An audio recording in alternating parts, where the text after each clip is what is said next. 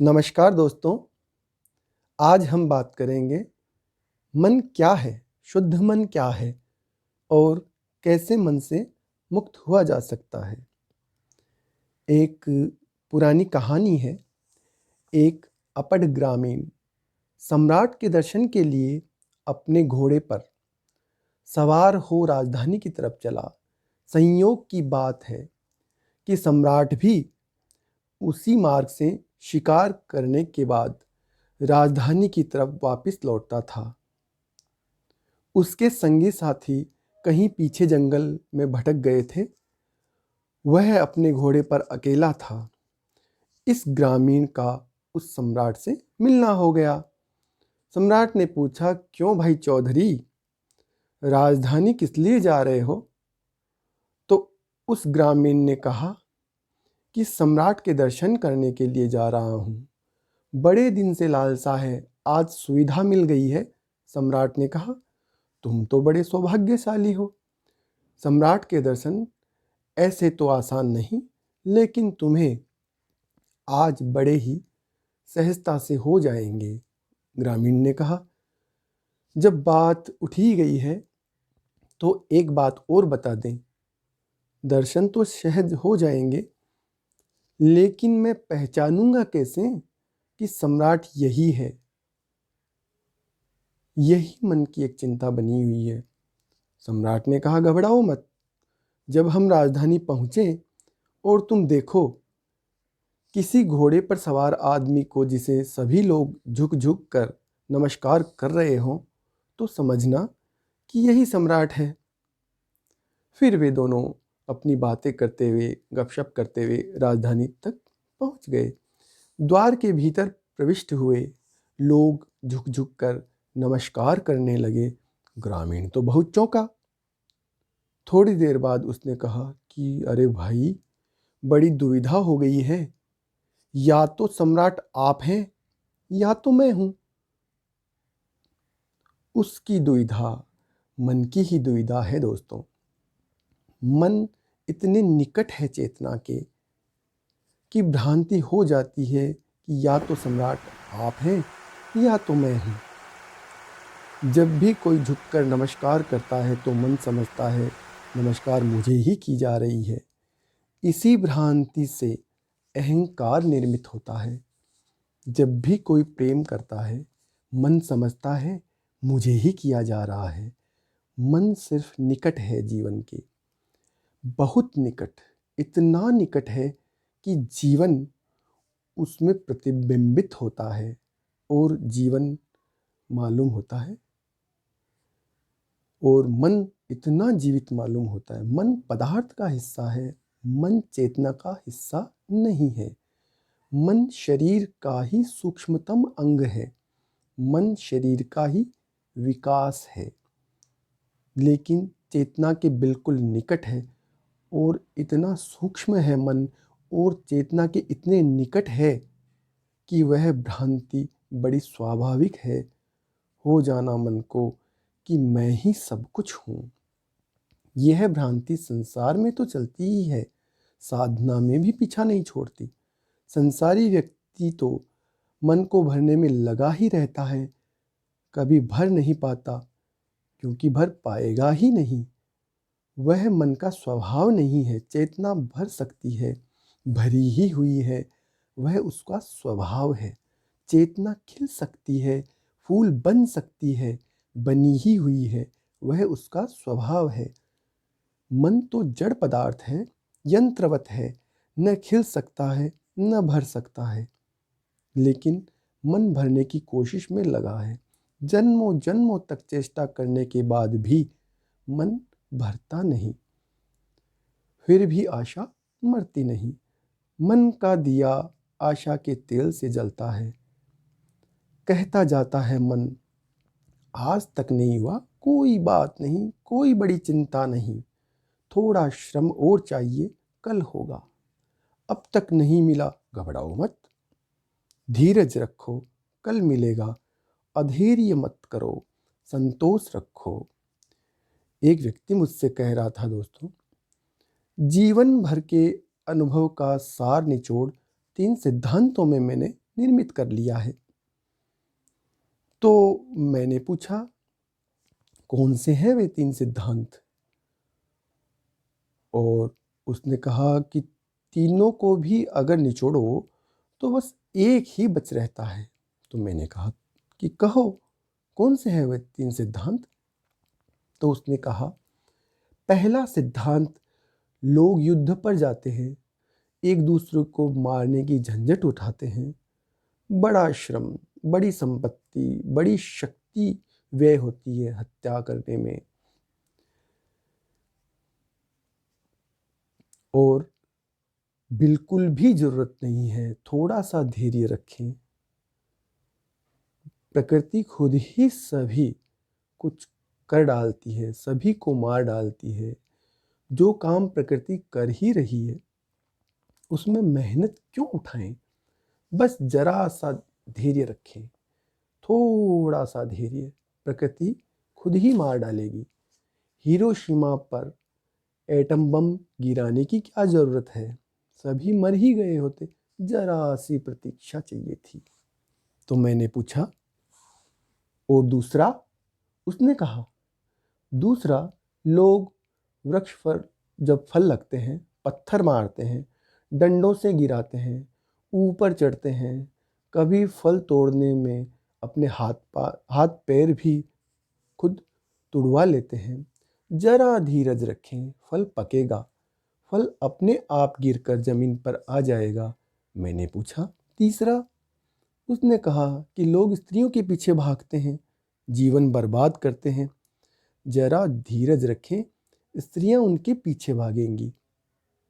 और उसने कहा कि तीनों का सार एक है, जरा धीरज रखें।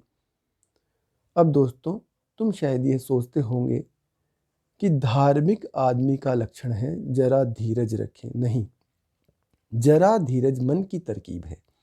धार्मिक आदमी में न तो धैर्य होता है न अधैर्य होता है, वह धीरज नहीं, वह अधैर्य के विपरीत धैर्य को नहीं साधता।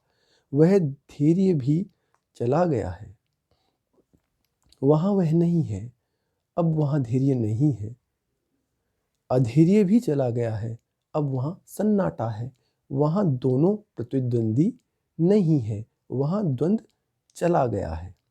ऐसा होता है धार्मिक व्यक्ति। लेकिन सांसारिक आदमी धीरज साधता है, और धीरज मन का तेल है,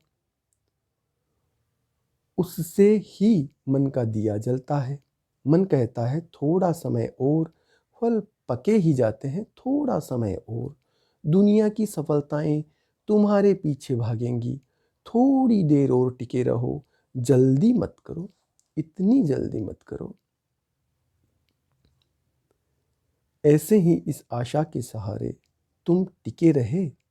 सांसारिक आदमी तो मन से जीता ही है, धार्मिक आदमी, तथाकथित धार्मिक आदमी भी मन से ही जीता है। यात्रा भला उल्टी हो, कोई बात नहीं, कोई फर्क नहीं पड़ता, मौलिक आधार वही का वही रहता है। सांसारिक आदमी क्या कर रहा है, इसे हम ठीक से समझ लें। वह मन को भरने की कोशिश कर रहा है, लेकिन ध्यान मन पर लगा है। वह जो ग्रामीण राजा के साथ आ रहा था, गांव का जो ग्रामीण था, उसने समझ लिया कि मैं ही राजा हूँ। और तर्क भी साफ है कि जब सभी लोग झुक झुक कर प्रणाम कर रहे हैं, नमस्कार कर रहे हैं, और नमस्कार मुझे ही की जा रही है, मन यह मानने को सहज ही राजी है, मन की यह वृत्ति है। सांसारिक आदमी मन को भरने में लगा है। फिर तथाकथित धार्मिक आदमी क्या कर रहा है? क्योंकि न सांसारिक के जीवन में आनंद की वर्षा दिखाई पड़ती है, उस आनंद की जिसे कबीर कहते हैं, आकाश से अमृत बरस रहा है, उस आनंद की जिसे मीरा नाच उठती है और सारा जीवन नृत्य हो जाता है, उस आनंद की जिससे कृष्ण की बांसुरी बजती है और आनंद का स्वर पैदा होता है। नहीं, वैसी आनंद की घड़ी न तो सांसारिक में दिखाई पड़ती है और न ही तुम्हारे तथाकथित सन्यासी में ही कहीं दिखाई पड़ती है। दोनों उदास, थके और हारे हुए मालूम पड़ते हैं। संसारी मन को भरने में लगा है। सन्यासी क्या कर रहा है? सन्यासी मन को निखारने में लगा है दोस्तों, शुद्ध करने में लगा है। और ध्यान रहे, न तो मन को शुद्ध किया जा सकता है, न मन को भरा जा सकता है, क्योंकि मन का स्वभाव दुष्पूर है, वह भर नहीं सकता। और ऐसे ही मन का स्वभाव अपवित्रता भी है, वह पवित्र तो हो ही नहीं सकता। जहर को तुम कैसे शुद्ध करोगे? और अगर कर लिया, थोड़ा बहुत जहर को शुद्ध कर भी लिया, तो शुद्ध जहर का क्या अर्थ होगा? शुद्ध जहर का अर्थ होगा और भी जहरीला। जहर शुद्ध होकर अमृत न हो जाएगा, क्योंकि शुद्ध होने से तो उसकी प्रकृति और भी ज़्यादा प्रकट हो जाएगी। तो यह एक बहुत अनूठी बात है कि सांसारिक आदमी को मन की प्रकृति का, उसके जहर का पूरा अनुभव नहीं होता। वह पूरा अनुभव तो सन्यासी को होता है, क्योंकि वह शुद्ध करता है और शुद्ध कर करके पाता है कि यह मन तो भयंकर जहरीला है। इतना जहर तो संसार में भी नहीं था, क्योंकि और 1000 चीज़ें मिली थी, वहाँ तो सब चीज़ें मिश्रित थी। वहाँ जहर भी शुद्ध नहीं बिक रहा था, वहाँ सभी चीज़ें मिली जुली थी। लेकिन जैसे जैसे साफ होता है मन, वैसे वैसे जहरीला हो जाता है दोस्तों। इसलिए अगर सन्यासियों ने मन के खिलाफ बहुत बोला है तो आश्चर्य नहीं है। उन्होंने मन को उसकी शुद्धता में जाना है। पर मन कितना ही शुद्ध हो जाए, उससे अहंकार बढ़ेगा, घटेगा नहीं। वही तो जहर है। मन जहर है दोस्तों। मन का जहर क्या है? मन का जहर है अहंकार। और यह अहंकार ऐसी प्रक्रियाओं से गुजर सकता है कि विनम्रता जैसा मालूम पड़े। मैंने सुना है दोस्तों, एक व्यक्ति पुलिस स्टेशन पहुंचा और उसने कहा कि अब देर मत करो, जल्दी चलो मेरे साथ, मेरी पत्नी मरने के करीब है। तो पुलिस स्टेशन के स्टेशन ऑफिसर ने कहा कि क्या बात हुआ? वह खड़ा हो गया। उसने कहा, हुआ क्या है? उसने कहा कि हम समुद्र के तट पर थे। व्यक्ति ने कहा, ज्वार भर रहा था, ज्वार इतनी तेज था, तूफान बहुत तेज था और मेरी पत्नी रेत में फंस गई। बचाओ, जरा सी देर हुई कि वह बहुत मुश्किल हो जाएगी, वह मर जाएगी। ऑफिसर ने पूछा कि कितनी दूरी तक रेत चली गई है, यानी आपकी पत्नी कहाँ तक रेत में धंस गई है, कितनी उलझ गई है रेत में? व्यक्ति ने कहा, पंजे तक। वह आदमी, वह ऑफिसर बैठ गया आराम से। उसने कहा, तो मुझे तो पहले ही शक था, अगर पंजे तक उलझी है तो अपने आप ही निकल जाएगी, इतने परेशान होने की क्या ज़रूरत है, और न किसी को ले जाने की ज़रूरत है। व्यक्ति ने कहा कि नहीं निकलेगी, देर मत करो, मैं कहता हूँ, क्योंकि वह शीर्षासन कर रही है मेरी पत्नी। ओ, अगर कोई शीर्षासन कर रहा है और वो पंजे तक उलझा है तो निश्चित है कि अब निकलना बहुत मुश्किल है। धार्मिक और तथाकथित धार्मिक में यही फर्क है दोस्तों। तथाकथित धार्मिक सांसारी से उल्टा है, वह शीर्षासन कर रहा है। तुम अगर पंजे तक उलझे हो, वह भी पंजे तक उलझा है, लेकिन ध्यान रखना, तुम शायद बच भी जाओ, उसका बचना मुश्किल है, वह शीर्षासन कर रहा है। असली धार्मिक कौन है? असली धार्मिक व्यक्ति वह है जिसने द्वंद्व छोड़ दिया है, जो न तो मन के पक्ष में है न मन के विपरीत है, जो न तो मन को भरने में लगा है न मन को तोड़ने में, जो न तो मन की अपवित्र आकांक्षाओं को पूरा करने में उत्सुक है और न मन की पवित्र आकांक्षाओं को पूरा करने में उत्सुक है, जो न तो धन के पीछे दौड़ रहा है और न परमात्मा के पीछे, जो दौड़ ही नहीं रहा, क्योंकि सब दौड़ मन की है। और मन इतना कुशल है, इतना चालाक है और उसका गणित इतना जटिल है कि तुम एक तरफ से हटे नहीं कि वह तत्क्षण तुम्हें दूसरा जाल बता देता है। तुम दौड़ते थे, पागल थे धन के पीछे, अब तुम उससे ऊबने लगे हो। जिसके पास धन हो जाता है वह, अधिकतर लोग उससे ऊबने ही लग जाते हैं। तब वह तुमसे, तुम्हारा मन तुमसे कह देता है कि नहीं नहीं नहीं नहीं, यह धन से नहीं मिलेगा, यह तो त्याग से मिलेगा। इसके पहले कि तुम उसके पंजे से बाहर आओ, वह विपरीत पंजा आगे बढ़ा देता है। और तुम्हें भी ठीक लगता है, क्योंकि तुम तर्क से ही जिए हो अब तक, और जब इस दिशा में नहीं पाया तो विपरीत दिशा में तो मिलेगा ही। यह तुम्हारा भी तर्क है, तो इसको भी खोज करके देख लें, क्या फर्क पड़ता है। लेकिन त्याग भोग का ही शीर्षासन करता हुआ रूप है दोस्तों। भोगी तो उलझे ही हैं, त्यागी और भी बुरी तरह उलझे हैं।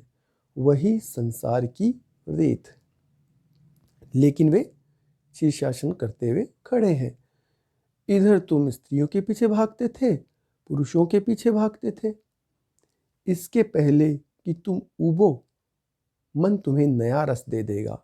वह कहेगा, रस तो ब्रह्मचर्य में है, आनंद तो ब्रह्मचारी ही पाता है। व्याभिचारी को भी कभी आनंद मिला है भला? फिर एक नया जाल शुरू हो जाता है दोस्तों। मन तुम्हें छूटने न देगा, विपरीत के रस को जगा देता है। यह उसकी तरकीब है।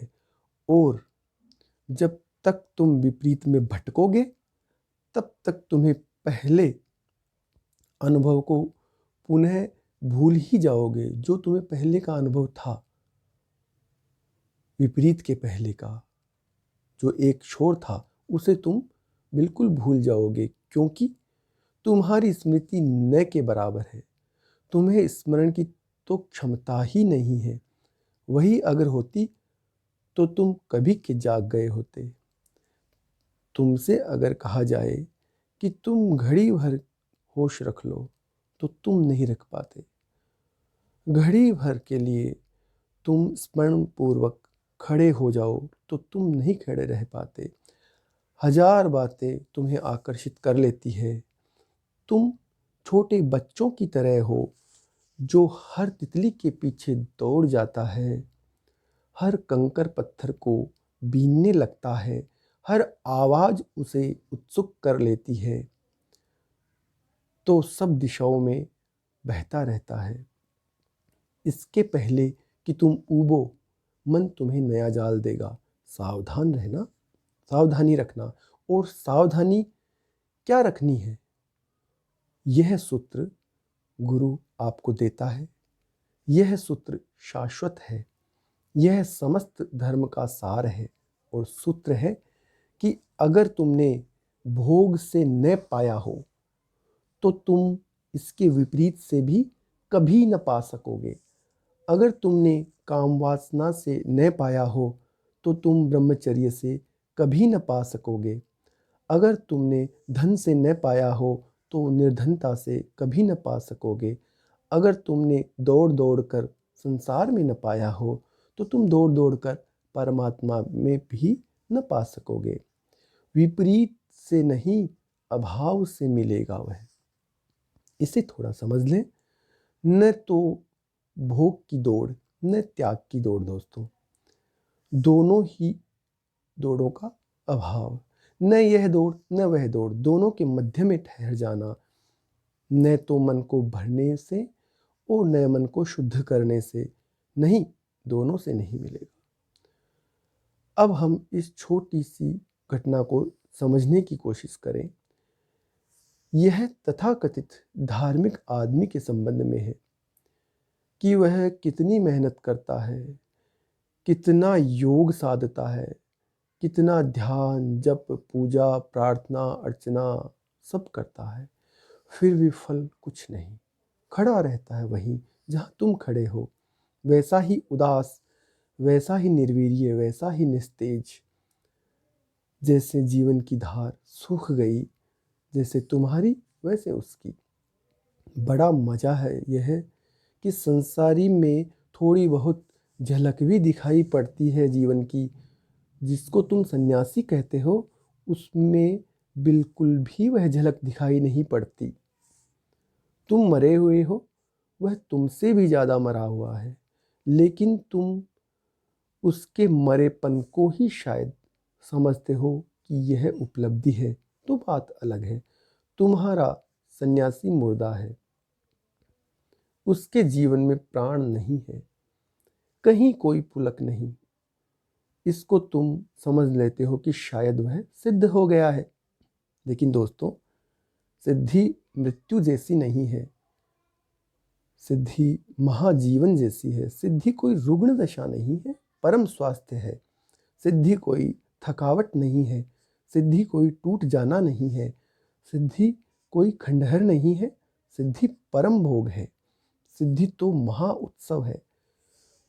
वहाँ तो जीवन का रोआ रोआ पुलकित, जीवन का कण कण आनंदित और जीवन का हर क्षण महा उत्सव है। सिद्धि एक परम नृत्य है। उससे बड़ा कोई संगीत नहीं, उससे बड़ी कोई समाधि नहीं। तो जब तक न मिले नाचता हुआ कोई सन्यासी, गीत गाता हुआ जब तक न मिले कोई सन्यासी, तब तक तुम सावधान रहना दोस्तों। उसके उठने बैठने में जब तक अहिर्निश नृत्य न हो, तब तक ध्यान रखना। जिन्हें हम सन्यासी कहते हैं वे मुरझाए धूल जमे हुए लोग हैं। उनकी जड़ें कभी की टूट गई हैं, मगर एक बात है कि वे तुमसे विपरीत हैं। इसलिए तुम सोचते हो हमें नहीं मिला, इन्हें ज़रूर मिल गया होगा। विपरीत प्रभावित करता है दोस्तों, क्योंकि मन विपरीत में उत्सुक है। विपरीत से मन मरता नहीं, विपरीत मन की नई यात्रा है। मन से मुक्ति होती है तो सिर्फ द्वंद्व के अभाव से दोस्तों। ये वीडियो आपको कैसा लगा दोस्तों, कमेंट करके ज़रूर बताएं। और यह चैनल जहां आप यह वीडियो सुन रहे हैं, देख रहे हैं, इसको सब्सक्राइब कीजिए और वीडियो को लाइक और शेयर ज़रूर कीजिए अपने दोस्तों के साथ। धन्यवाद आपका।